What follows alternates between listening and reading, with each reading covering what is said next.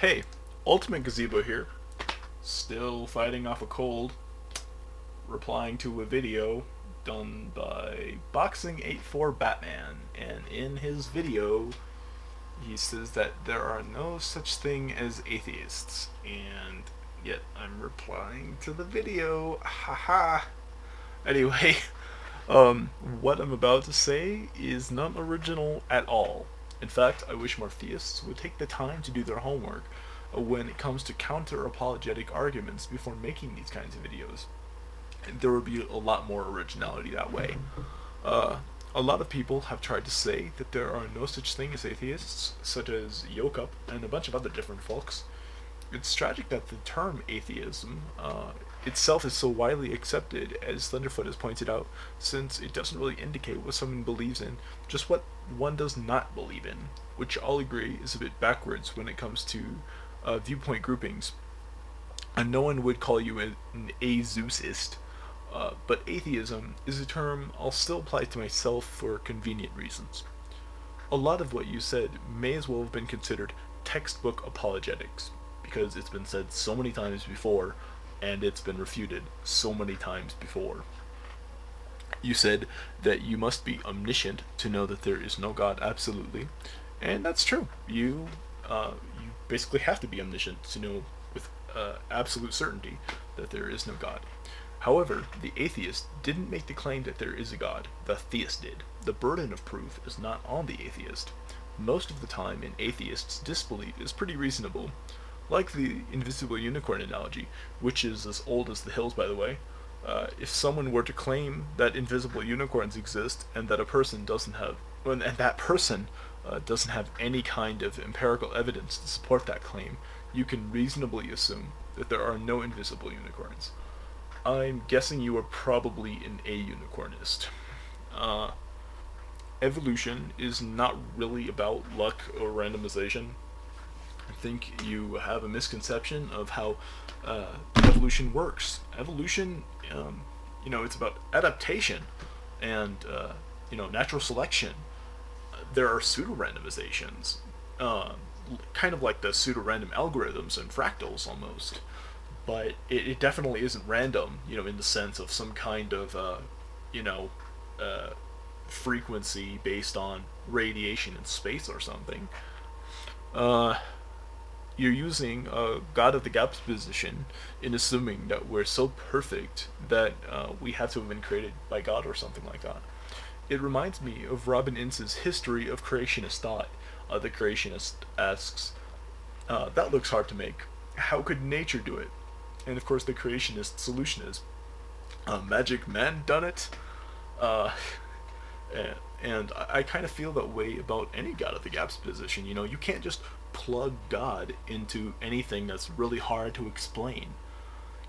It's a complete fallacy.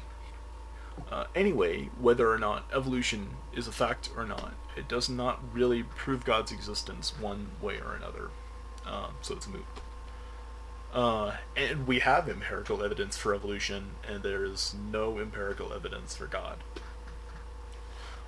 And you read a Bible passage that states that everyone must know there is a God. So you're implying we're all secret atheists because of a Bible passage. Of course, this is incredibly circular. First, we have to assume that the Bible is credible to begin with, which we cannot. You gave a celebrity analogy where you said that, you had to talk to a celebrity on their terms, and that isn't really necessarily true either. You can run into a celebrity by mistake. There's even empirical evidence supporting the celebrity. There's still no empirical evidence supporting the God. And you think that God, people that accept God, they are changed from the inside out. I do not think this hypothetical God could change people the way you think it does. If it did, why are there so many atheists that are ex-Christian and ex-Muslim? Why do so many Christians struggle with their faith? Do all of those Christians, have they really not truly accepted Jesus the same way you have? It has been argued before that people are atheists for hedonistic reasons. You argued this too. It obviously this doesn't prove God one way or another, But let's say that this wasn't just speculation. Uh, it, someone like me, I commit almost no sins.